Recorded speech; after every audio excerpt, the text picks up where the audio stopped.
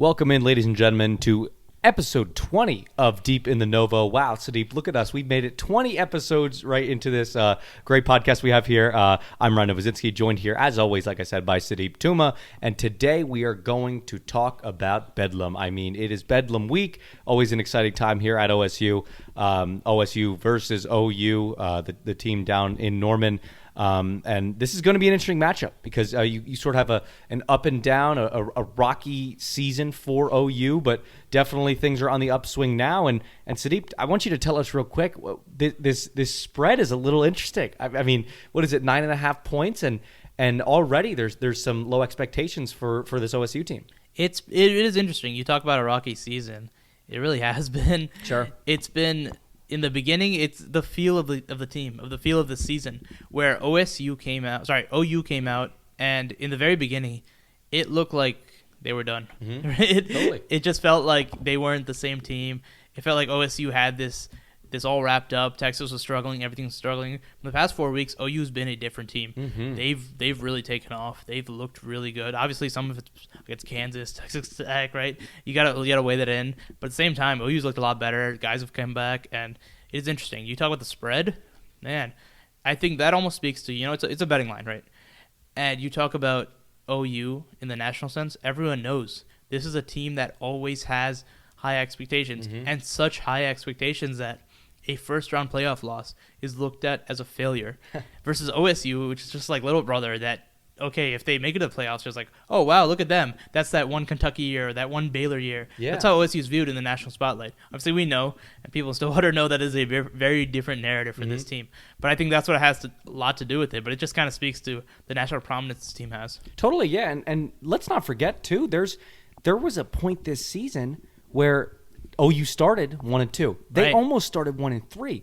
That's unheard of for this team, right? I Absolutely. mean, obviously, we hear the great advisor John Helsley, right? He tells us all the time about listening to the sports animal after an OU loss, and that happened back to back and almost back to back in the first 4 weeks of the season, and that would have been incredible, right? To see these Sooners, these mighty Sooners, going down all those times, but man, have they been on the upswing ever since? And like you said, there's obviously a factor of Texas Tech, but and Kansas that they played, but even before that, the past 4 games, totally they looked really good, and they've been bad. That grinded out game against Texas. We all know here in OSU land, we all know how grindy that Texas team can be. And man, they took them to what? It was like 9 million overtimes, right? Something ridiculous like 9 that. 9,000,001. Yeah, there you go, right? And it was really just a fascinating game all around. And this OU team is well rounded though. I mean, we can definitely say that. And let's first start with that defensive line, because one of the things that sticks out to me, obviously, is the way this OSU offensive line has had to adjust this year, right? And all the injuries and all the the fluidity of it and the system which is a testament to the system that Charlie Dickey has built there. But man, there's some beasts on this OU defensive line that OSU is going to have to worry about. I mean, you look there at the nose tackle and Winfrey and what he's been able to do. I mean, this guy, to an extent, he looks unblockable at this point of the season. I mean, against Kansas, definitely, and I just like the way he's got a good poise. He got good hand placement for a nose tackle, right? And in that nose tackle position, you got to take on a pretty substantial role there. And Winfrey's been doing a great job, and Rye Schneider's and the guards are going to have to really hone in on that. I think for me, you're right. You look at the key matchups, the keys to victory, and number one sticks out to me. This offensive line for OSU versus that defensive line. Totally. For me, it's the biggest thing is the edge rushers. Right? Yes, I agree. Nick Benito and now Ronnie Perkins. Ronnie Perkins, he's back. Right, exactly, which is crazy.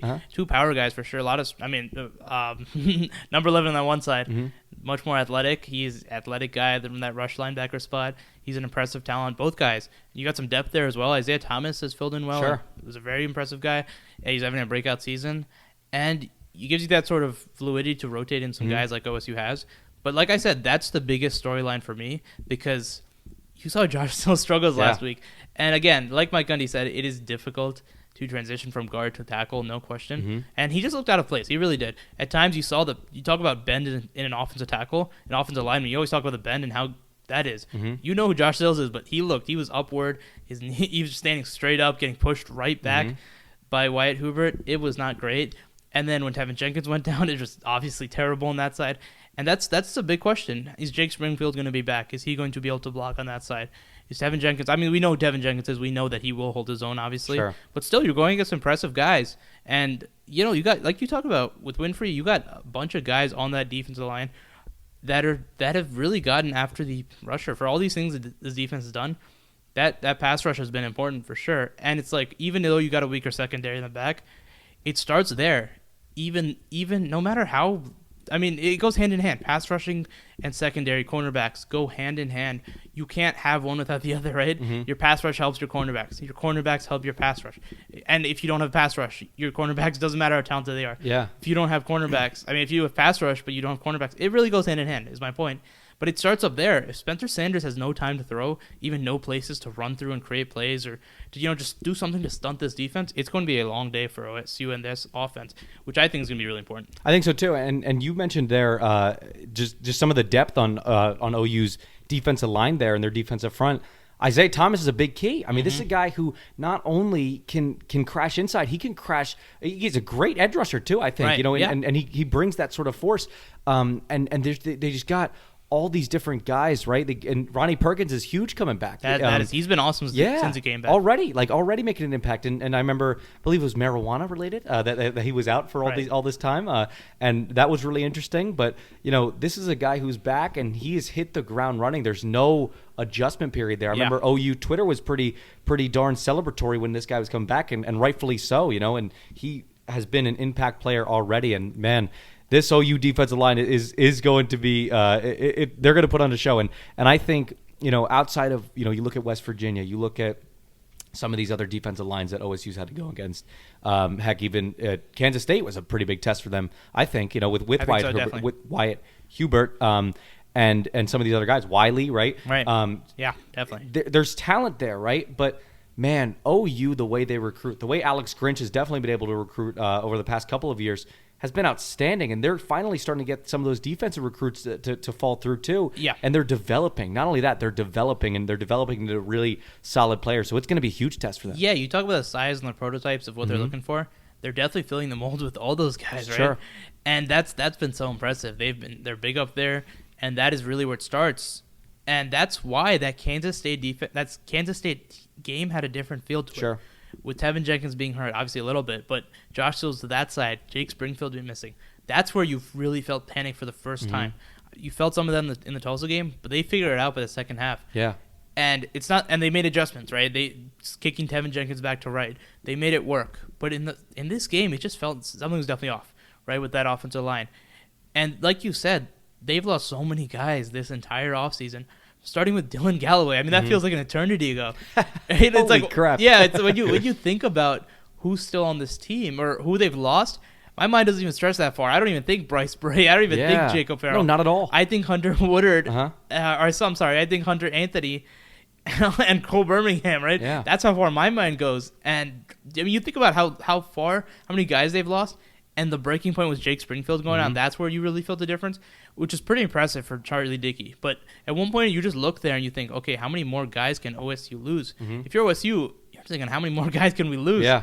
And that's a difficult thing. And that's going to be it. If Jake Springfield is healthy, with Jake Springfield healthy, this offensive line is nowhere near where they were last year, which is why Chuba Hubbard hasn't been the same. That's why LD Brown, right, he's been much better, but at times there aren't the same holes. And this, I think, with Jake Springfield, this is a good enough offensive line to do enough for these team for a passer. Spencer Sanders, a dynamic dual threat guy, and then Chuba Hubbard, LD Brown to carve up yards on the ground. But if they aren't fully healthy, if they can't do the same they have, it's going to be difficult because, like I said, this isn't the same offensive line it was last year, no question. A skeleton, right? Like a hollow skeleton of and they've still been pretty solid, but when healthy. But it's going to be interesting to see how they play this game because at least when you have Jake Springfield back, it's a different feel, and at least you're able to do enough, right? You're able to give Spencer enough time to throw to. Now you'll definitely have Talon Wallace back, Chuba Hubbard healthy. You got 2 weeks for all those guys. Trey Sterling, Colby Harville-Peel, ideally would be back. We don't know exactly, but Thomas Harper's been awesome. But that's where it really starts.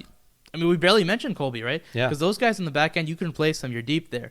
The offensive line's a tricky part, and you aren't able to build from your offensive line, or you aren't able to start with your offensive line. It doesn't matter if you have Talon Wallace out there, Bugs Bunny out there, or Jerry Elmo. Jeudy. Elmo. It doesn't matter who you have out there. It doesn't matter who you have in the backfield. It doesn't matter who you have under center. Your offensive line is where it starts. Totally. And also this, this is a unit where we've said this many times in the show. This is a unit that's not supposed to be fluid. They're not supposed to have rotations, but they're having to do that this year. You know what this reminds me of? It's like those weird years you'd see back in back in 2012 or whatever, when like Peyton Manning would be injured and then people would be like, the Colts would go like 0 whatever, 0-16. I know that didn't happen, but like they'd go 2-14 or whatever, sure. And they'd say, give Peyton Manning the MVP because he was that important, right? Right. Well, I mean, in a similar way, give all these injured offensive linemen the MVP because Sure. they are proven to be so important because you just Give look Charlie at Dickey the give MVP. Charlie Dickey, my goodness, give him the MVP. Like, oh my gosh, the way this guy's been able to adapt has been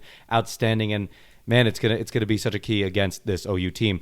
And then speaking, let's flip the sides too a little bit. Let's talk a little bit about what this OU team has been able to establish on offense because my goodness, the way these running backs sort of emerged out of nowhere, in the absence of some of these guys. Kennedy Brooks goes down, right? He's not playing this season.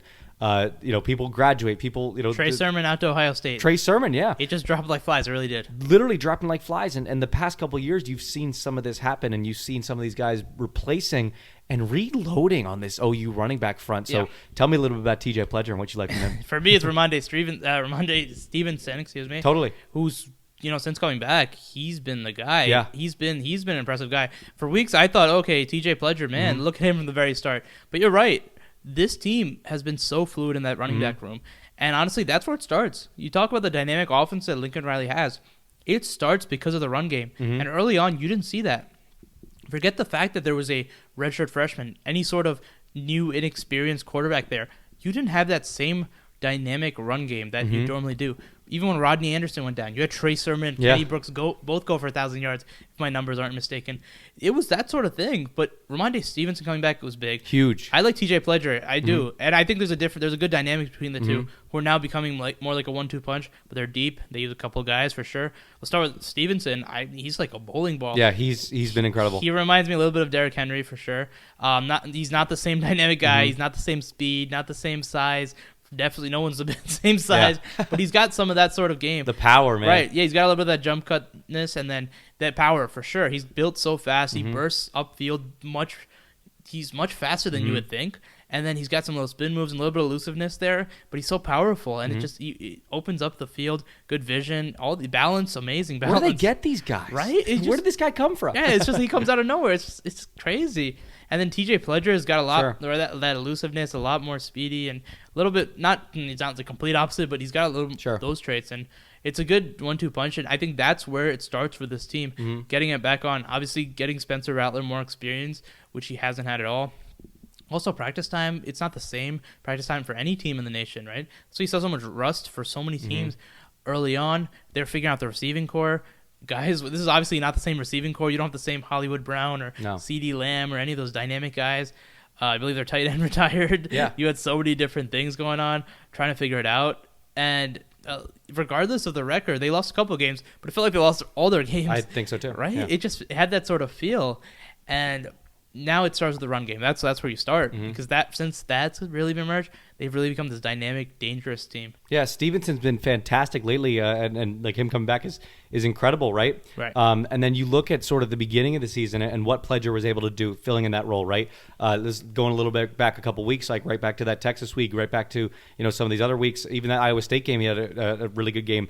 And then Marcus Major too, another guy. Like they're a little bit 3 deep there, right? Yeah, these guys. Sometimes you're rotating 3-4. Exactly, yeah, and in many ways, it sometimes looks a little bit like OSU's running back room, a little bit, because you can go from Chuba Hubbard to Desmond Jackson, and you still get you don't get the same productivity that you get from Desmond Jackson to Chuba Hubbard, obviously, but you can get similar production from Marcus Major and Stevenson and TJ Pledger, obviously. So a good dynamic in the run game for them. But man, unrattled, what does Spencer Rattler do? I mean, this is a kid who's had a weird season, Yes. a weird debut, I think. It's been so weird. He's been benched at times, just just give him a spark and bring him back. At times when you see a quarterback bench, it's just like, okay, yeah, well, he's gone. Yeah. It's just been crazy. And you're right. From a raw ability standpoint, I really like him. The arm, so he almost looks like Kyler Murray at times back there. Not the same athlete, but the arm, the ball is so precise. You see the spiral, the tightness, his release. It's also impressive. And the arm strength for sure. I mean, talk about the velocity in which he throws. Sure. Accuracy. He's got so many of these traits. Great. But for me, what the real thing is because you got Rodarius and you got Jarek Bernard-Converse out there and shutting guys down on a weekly basis. It's containing, and you got pass rushers too, for sure. It's containing Spencer Rattler on the run. I think that's where he's at times most dangerous. Sure. And I really noticed that against Texas. That's where you really started with it, where that was a game where it was struggles for both teams on offense at times, where it looked a little messy. But when Spencer Rattler, it looked like he was, oh man, he's on the run, he's screwed, he's not going anywhere. He would make some great throws on the run, which is difficult, and not every quarterback can do that. And you think of running quarterbacks, not every running quarterback can do that just because they're mobile. Throwing on the run's difficult. You're in different angles, your body's moving different ways. A lot of times you have to throw across your body. I mean, not to the worst degrees, but you have to do them. They're difficult to be accurate. It's a scramble drill, but his guy is smart. He knows that his IQ, right? You find guys there, and that's a difficult thing. And I think number 2 is the slot. That's where OSU's not, I guess if you want to call it, burned to some degree. You talk about, I think the best example, the most I can compare this OU receiving core to is West Virginia. Now, OU's obviously more talented and more deep. I mean, OU's like 6 guys deep, right? And 7 guys. I mean, now Jaden Hazelwood is back. I think about maybe their best receiver, Marvin Mims, is on the second line. Yeah. Right? The second group of receivers. Sure. Jaden Hazelwood's now back. Theo Howard, Theo Weiss, yeah. Drake Stoops. You talk about everyone. Charleston Rambo has them the same guy, but despite what they have in that top tier talent, as in Marquise Brown and CeeDee Lamb, they might not have that same flair, but they're deep and they're solid. So the reason I compare it to West Virginia is you remember from Sam James to Bryce Ford Wheaton all the way down. TJ Simmons, you had 4 solid guys, maybe 5 or 6. You had 4 solid guys, and the guys on the outside really didn't do anything. Rodarius, Jarek Bernard-Converse almost shut them down. Yeah. Where you did see the production and where you did see some of those big plays slip was the slot. Now, Tanner McAllister, Malcolm Rodriguez, Thomas Harper, all these guys, Trey Sterling, it's solid. It's definitely solid coverage, but that's the weak point in some sense of the term. But it's not weak in the sense where, okay, they're gaping hole in the slot with the slot corners, the slot defense. It's that the guys on the outside are just like almost pitch perfect, where it's just a little bit of drop off there. And that's where you think that there's going to be a little bit of a thing. With Lincoln Riley and how smart he is and how he can move guys around, you think that's where you can find a little bit of that. That's where the concern comes, because the 2 guys on the outside, what they're going to do. I mean, Rodarius is playing as one of the best corners, and that's just overshadowing how good Bernard-Converse is on the other side. It's those slot corners, whether you're putting Tanner McAllister down there, who's playing the same role as Jarek Bernard-Converse did last year as a third safety. He's playing essentially the inside corner almost all plays. And I think he's a better tackler than Bernard-Converse, but I think he's not the same coverage guy, right? So you're there and you're giving him some of those things, the slants in the slot, the out routes, those little things, and those can burst off for bigger plays. And then the tight end, right? Austin Stogner, that man is talented. He's very talented. Very talented. And you know how well OU uses their tight ends. So is Colby Harville-Pill going to be back? He did some work on Charlie Kolar. Trey Sterling can cover tight ends. You know, you have all these dynamic pieces. So it's going to be important, that inside game. That's where that's not questionable, but I think that's where OU has something of a, okay, that's where they can exploit things. Yeah, and when you look at some of these past Bedlam games, right? One that sticks out to me is 2017, where it was like, 62-52 or something like that, and you see huge aerial attack to Mark Andrews, right, from Baker Mayfield. You see, some of these other things where it's like blown coverage from OSU's defense or whatever, and they score 8 million points. I know we keep going millions, but still, I mean, that's what you used to get out of these.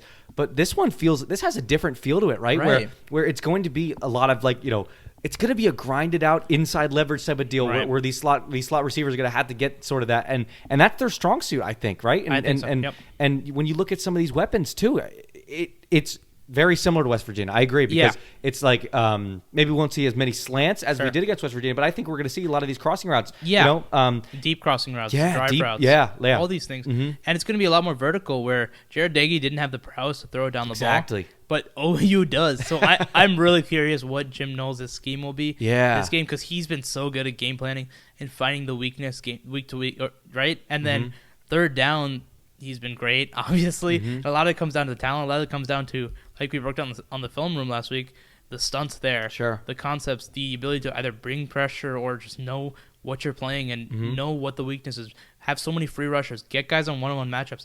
Jim Knowles has been one of the best chess pieces for this team. I mean, forget about talent, just Jim Knowles. Yeah. The way he's been able to put these guys. Maybe Trace Ford, do they use him as more of a spy now to get Spencer Rattler down? Sure. Because he's athletic enough.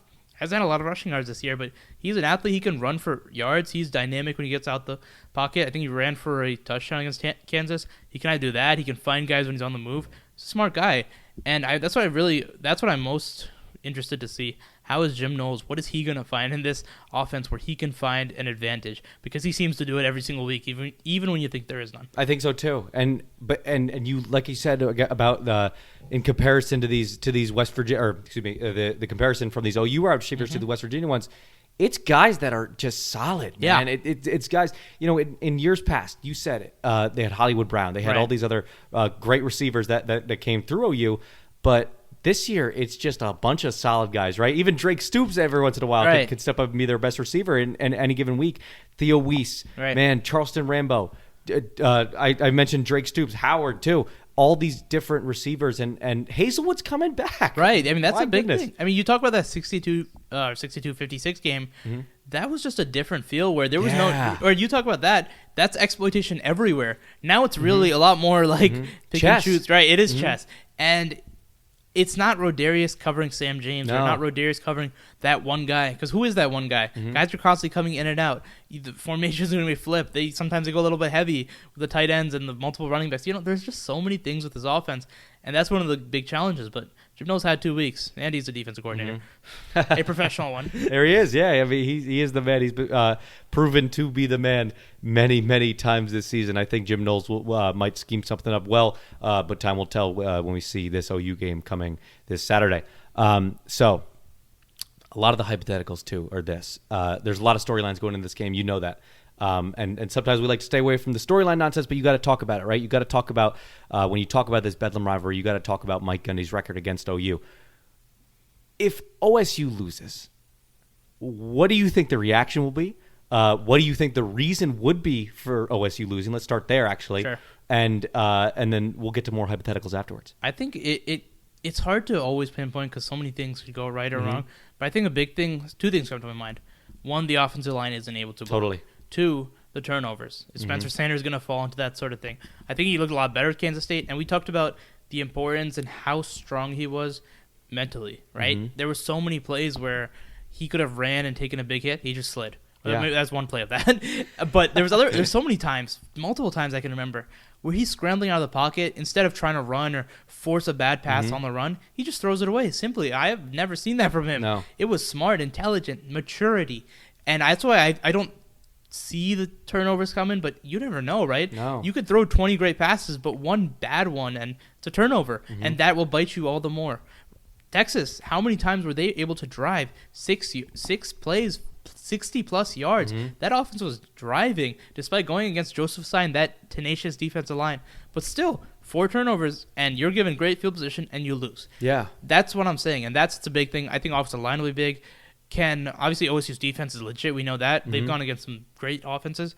But this is a different offense. Sam Ehlinger and that team was a very different offense. This is a dynamic offense where you got guys all over. You got an offensive line just like Texas. But this is not a legit defense. But it's going to be interesting. I think it's almost like we talk about one of the issue with Mike Gundy, the conservativeness, the conservative play calling in desperate moments or wanting to, okay, you're up a touchdown, let's just conserve that touchdown. Sure. It doesn't work when you had the defensive past. But this one, it might. I think so, too. Yeah, I think so, too. This is the one time where you thought about that last game in Texas, right? It's 4 minutes left. It's 4th and 5. You could have went for it, but instead you punted away. You trust your defense. That's interesting because that actually worked. Not only did it work, it can work because theoretically you think about how strong this defense is, and you could actually trust them, and that'll actually work. You saw against Tulsa, you saw against West Virginia, time and time again, where no matter who you have in quarterback, you're so willing to punt the ball away. Not only, I mean, shout out to Tom Hutton, who's having an excellent season as well. You have an excellent field goal kicker. All the pieces are there, but it's a game where if you're up just a touchdown or 10 points or 3 points, you can feel confident in your defense to play defense and, stop these guys time and time again. You can feel confident. I mean, the defense feels confident themselves to win games, to stop guys when they're, I mean, think about it. Who got the game-stealing pick? Trey Sterling. Oh, my God. Yeah. You know what I mean? It's just a different feel and a different dynamic. And as explosive as Mike Gundy offenses have been, this is, again, my opinion, Mike Gundy might even be able to feel more comfortable with how good this defense is and the identity of the team. I think so. And here's the thing that really sticks out to me is that you mentioned it. It's the different feel from past Bedlam games where you're expecting blown coverage. You're expecting all these aerial attacks. This one, I'm expecting a lot of scoring. Maybe this is bold to say, but I don't think it is. I'm expecting a lot of scoring from the defensive side of the balls on both teams because OU has a bunch of athletic freaks in their secondary. I mean, you look at guys like anybody out there, right? Like guys in their secondary, Trey Brown, Turner Yell's been really consistent this year. There's other guys out there that and definitely this defensive line where they can apply that pressure to Spencer Sanders more so than I think many teams could on a national level, right? This is a national team you're playing. This is OU we're talking about, right? They can apply that pressure to OSU, to Spencer Sanders, and they could start and they could pounce on these turnovers more so than some of these other teams could do. And we might see a lot of scoring from them on defense, and I definitely think we might see some scoring from OSU on defense too, like you said. Yeah, and that's the interesting thing. You never, oh man, it's just so many different ways, right? You think about is the run game going to be the same? Is Spencer Sanders going to be the same? Is Tom Walsh just going to be out for randomly? It's just crazy, but there's just so many different hypotheticals and differences, and I always sit there and I wonder, man, okay, they could win because of this reason, they could lose because of that reason, and you could just point out every single scenario, but it's just one of those games where we're just going to have to wait and see. I think you could totally say that. So, Sudeep, I have to ask you, we got to finish on this. Will Mike Gundy get his third Bedlam win in history this coming Saturday against OU? Yeah, I think so. I think he will. I think he'll win 27-23. And again, I say that because I can envision a scenario where they do. I also envision a scenario where they don't. But that's going to be the interesting to watch, and that's why we watch football. But I think so. I think this is, like we just talked about for the past however long it's been, these are the right pieces, the right mentality. I think even though it's not the same offense as it's been in the past, the defense makes all the difference. Because it's not just a good defense that will be exploited where you need your offense to step up.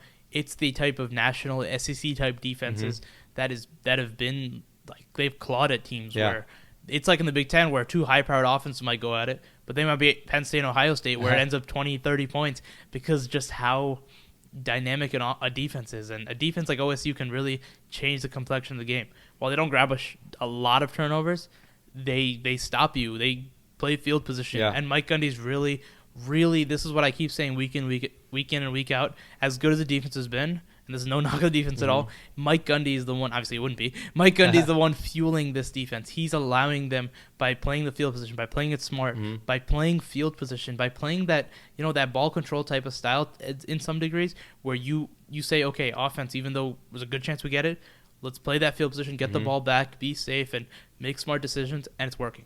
It's Bedlam time, baby. You heard it here first, right here on Deep in the Novo. We will have all the Bedlam coverage for you guys all this week. Thank you so much for tuning in, and continue to listen and continue to look at our website, ocali.com, for all of this coverage and more. I'm Ryan Novozinsky, joined here, as always, by Sudeep Tumma. Have a great day.